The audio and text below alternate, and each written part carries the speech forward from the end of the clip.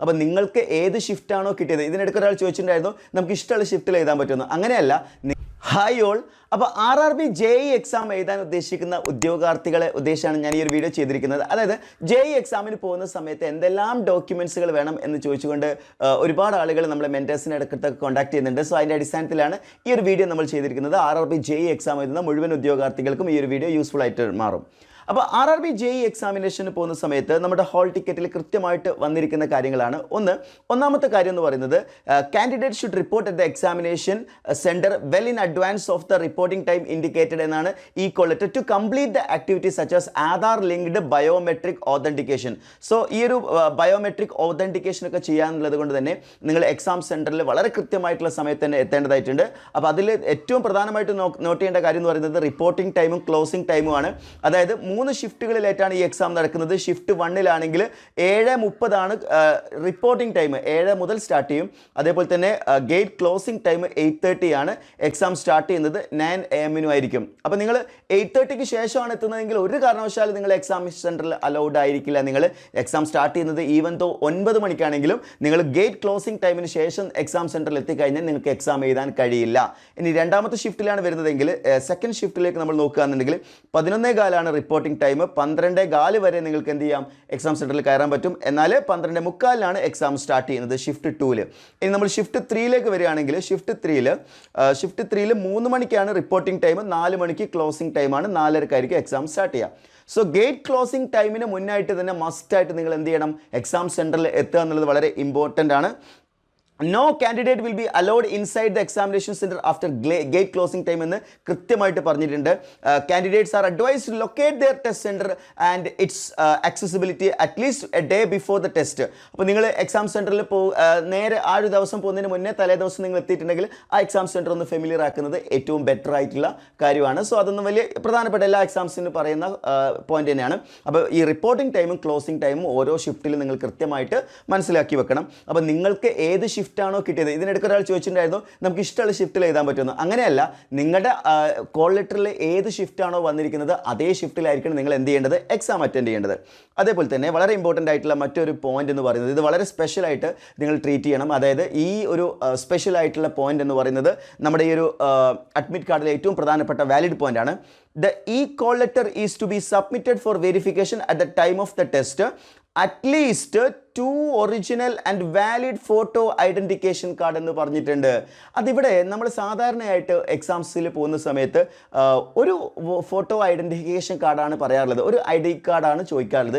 ഇവിടെ ചോദിച്ചിരിക്കുന്നത് at least 2 original valid photo identification കാർഡാണ് ചോദിച്ചിരിക്കുന്നത്. സോ നിങ്ങളുടെ കയ്യിലുള്ള 2 ഐഡൻറ്റിഫിക്കേഷൻ കാർഡ് എക്സാം സെൻറ്ററിൽ കൊണ്ടുപോകേണ്ടതായിട്ടുണ്ട്. Not photo copied or scanned എന്ന് പറഞ്ഞിട്ട്, അപ്പോൾ ഒറിജിനൽ തന്നെ കൊണ്ടുപോകണം. Voter ID card, Aadhaar card, print out of Aadhaar.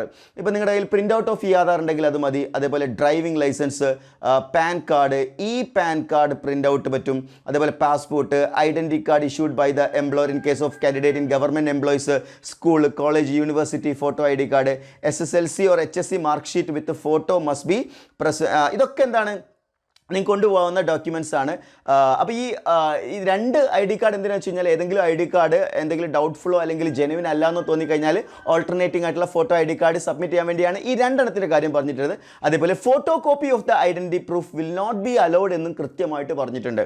So ഈ ഒരു പോയിന്റ് വളരെ ഇമ്പോർട്ടൻ്റ് ആണ്. നമ്മൾ ഈ എക്സാമിനേഷന് പോകുന്ന സമയത്ത് 2 ID കാർഡുകൾ വേണം എന്നുള്ളതാണ് ഏറ്റവും പ്രധാനപ്പെട്ട പോയിന്റ്. സോ ഇത് നിങ്ങളുടെ മൈൻഡിൽ വെച്ചേക്കണം. അതായത് നിങ്ങൾ ഒരു ആധാർ കാർഡ് മാത്രമായിട്ട് പോകരുത്, മറ്റേതെങ്കിലും അത് SSLC ബുക്ക് ആയാലും മതി.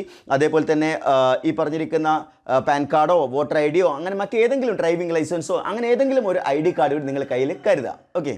അതേപോലെ ഇതിൽ കൃത്യമായിട്ട് പറഞ്ഞിട്ടുണ്ട് this e-call letter is valid only for the exam center a date, shift and time as specified എന്ന് പറഞ്ഞിട്ടുണ്ട്. അതായത് ഇതേ ഡേറ്റിലും നിങ്ങൾക്ക് കോൾ ലെറ്ററിലേക്ക് വന്നിട്ട് e-call ലെറ്ററിൽ വന്നിട്ടുള്ള അതേ ഡേറ്റിലും അതേ ഷിഫ്റ്റിലും മാത്രമേ നിങ്ങൾക്ക് എന്ത് ചെയ്യാൻ പാടുള്ളൂ, എക്സാം അറ്റൻഡ് ചെയ്യാൻ കഴിയുള്ളൂ.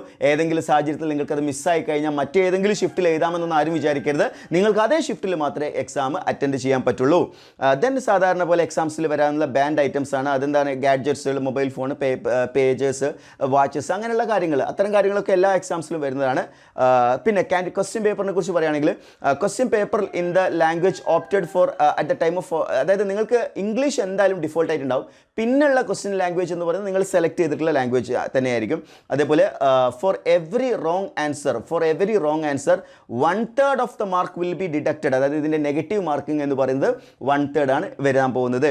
അതേപോലെ തന്നെ നിങ്ങൾ മോക്ക് ടെസ്റ്റ് അറ്റൻഡ് ചെയ്തിട്ടില്ലെങ്കിൽ, മോക്ക് ടെസ്റ്റ് എന്ന് പറയുമ്പോൾ ഫുൾ ലെങ്ത് മോക്ക് ടെസ്റ്റ് അല്ല, RRBയുടെ വെബ്സൈറ്റിൽ നിങ്ങൾക്ക് മനസ്സിലാവാൻ വേണ്ടിയിട്ട് ആ ഒരു ഇൻ്റർഫേസ് മനസ്സിലാക്കാൻ വേണ്ടിയിട്ട് ഒരു മോക്ക് ടെസ്റ്റ് ഉണ്ട്. അത് നിങ്ങൾക്ക് എന്ത് ചെയ്യാവുന്നതാണ്, ചെക്ക് ചെയ്യാവുന്നതാണ്.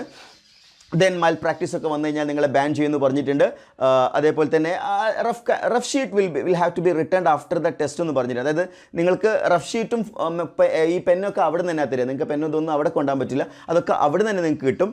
സോ ആ റഫ് ഷീറ്റ് എന്ന് പറയുന്നത്, പെന്ന് നിങ്ങളൊരു പക്ഷേ കൊണ്ടുപോയിക്കോളൂ, പെന്നും കൊണ്ടുപോകാൻ പറ്റില്ല എന്ന് പറഞ്ഞിട്ടുണ്ട് കേട്ടോ.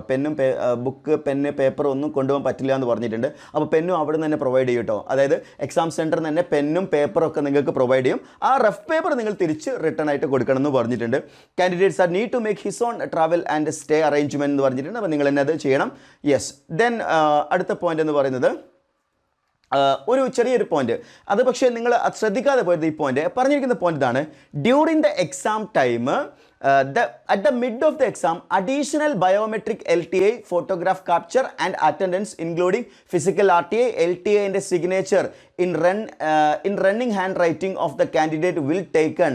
അതായത് എക്സാമിനേഷൻ്റെ ഇടയ്ക്ക് നിങ്ങളുടെ ബയോമെട്രിക് വീണ്ടും എടുക്കും. അതേപോലെ തന്നെ നിങ്ങളുടെ ഫോട്ടോ ക്യാപ്ചർ ചെയ്യുന്നുണ്ടാവും. No extra time will be given for the same as it is integral part of the process എന്നാണ് പറഞ്ഞിരിക്കുന്നത്.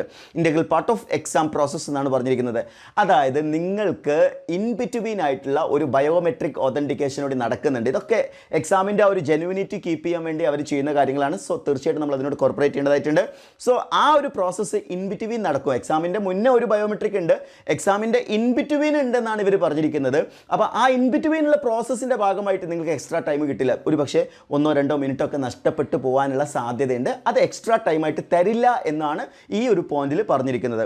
Then special instruction if any given by the invigilator follow ചെയ്യണം. RRB reserve the right to order reexamination for any of all the candidate. അതൊക്കെ പറഞ്ഞിട്ടുണ്ട്. Simple ആയിട്ടുള്ള ബാക്കിയുള്ള points ഒക്കെ എല്ലാ എക്സാംസിലും വരുന്ന കാര്യങ്ങളാണ്. അതിന് എക്സ്ട്രാ എന്തെങ്കിലും അതിൽ വന്നിട്ടില്ല. അപ്പോൾ ഈ ഒരു പോയിന്റ്സുകൾ, അപ്പോൾ നമ്മൾ ഈ ഒരു ഈക്വൽ ലെറ്ററിൽ വന്നിരിക്കുന്ന സ്പെഷ്യൽ ആയിട്ടുള്ള പോയിന്റ്സുകൾ ഞാൻ ഒന്നുകൂടി സ്പെസിഫൈ ചെയ്യുകയാണ്. അപ്പോൾ ആദ്യം നമ്മൾ പറഞ്ഞിട്ടുണ്ടായിരുന്നത് 2 ID കാർഡുകൾ വേണം എന്നുള്ളതാണ്. അപ്പോൾ ഏതൊക്കെ പറ്റും എന്നുള്ളത് നിങ്ങൾക്ക് ഈ ഒരു PDF-ൽ നിന്ന് ഈ ഒരു സ്ക്രീനിൽ കാണാൻ പറ്റും. അതേപോലെ രണ്ടാമത്തെ കാര്യം എന്ന് പറയുന്നത്, നിങ്ങൾക്ക് പെന്ന് പേപ്പർ ബുക്ക് പെൻസിൽ അങ്ങനത്തെ ഒന്നും നിങ്ങൾക്ക് ക്യാരി ചെയ്യാൻ പറ്റില്ല. അതേപോലെ മറ്റൊരു പ്രധാനപ്പെട്ട point, during the examination time അവിടെ എന്ത് ചെയ്യുന്നുണ്ട്, അവിടെ മറ്റൊരു ബയോമെട്രിക് കൂടി നടത്തുന്നുണ്ട്. അതിന് എക്സ്ട്രാ ടൈം നിങ്ങൾക്ക് നൽകില്ല എന്നുള്ളതാണ്. സോ ഇത്രയുമാണ് ഈ കോൾ ലെറ്ററിൽ നിങ്ങൾ ശ്രദ്ധിക്കേണ്ട കാര്യങ്ങൾ. അപ്പം നന്നായിട്ട് പഠിക്കുക. എക്സാമിനേഷൻ സെൻറ്ററിൽ നേരത്തെ തന്നെ എത്തിച്ചേരാൻ ശ്രമിക്കുക. റിപ്പോർട്ടിംഗ് ടൈം ആകുമ്പോൾ തന്നെ നിങ്ങൾ എക്സാം സെൻറ്ററിൽ നിങ്ങൾ കാണണം. അതായത് റിപ്പോർട്ടിംഗ് ടൈം 1 മണിക്കൂർ കൂടി എക്സ്ട്രാ ടൈം ഉണ്ടെന്ന് വിചാരിച്ചിട്ട് അതിലേക്ക് നിങ്ങൾ സമയം മാറ്റി വെക്കരുത്. അതൊക്കെ പെട്ടെന്ന് ചാടിക്കയറി എക്സാം ഹാളിലേക്ക് പോകുമ്പോൾ ഉണ്ടാകുന്ന ടെൻഷന് നിങ്ങളുടെ മാർക്കിന് എന്ത് ചെയ്യാൻ സാധ്യതയുണ്ട്, എഫക്റ്റ് ചെയ്യാൻ സാധ്യതയുണ്ട്. സോ എല്ലാവരും ഉഷാറായിട്ട് പഠിക്കുക, നല്ല വിജയം കരസ്ഥമാക്കുക, അടിപൊളിയായിട്ട് പരീക്ഷ എഴുതുക. Wish you all the best from team entry.